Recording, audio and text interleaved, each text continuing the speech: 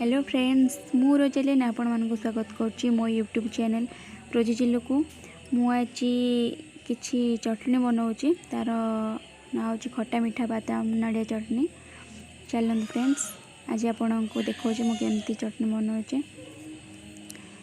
चटनी नहीं किसी नड़िया आउ अल्प 3-4 कोला रसुण बादाम आउ भुसंग पत्र आटा हूँ तेंतुड़ी चटनी आ कंचा लंका अल्प किसी जीरा आ चीनी अल्प टे गोटे चामच लुण, आपण स्वाद अनुसार लुण चीनी दे पारे।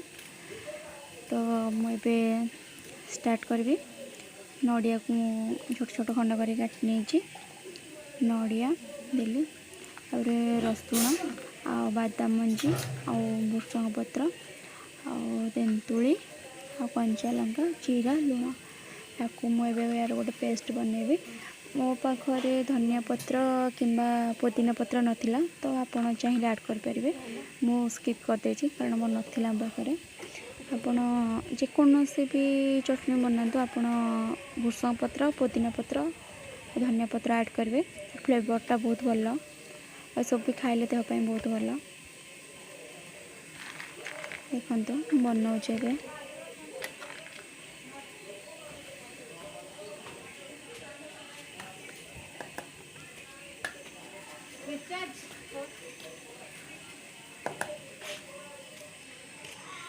रिचार्ज हो गया।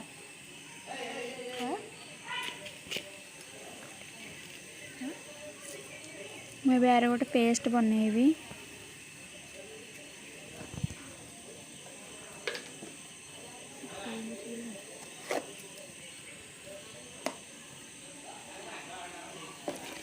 तापर एथिरे किछि अल्प पानी ऐड करदबा।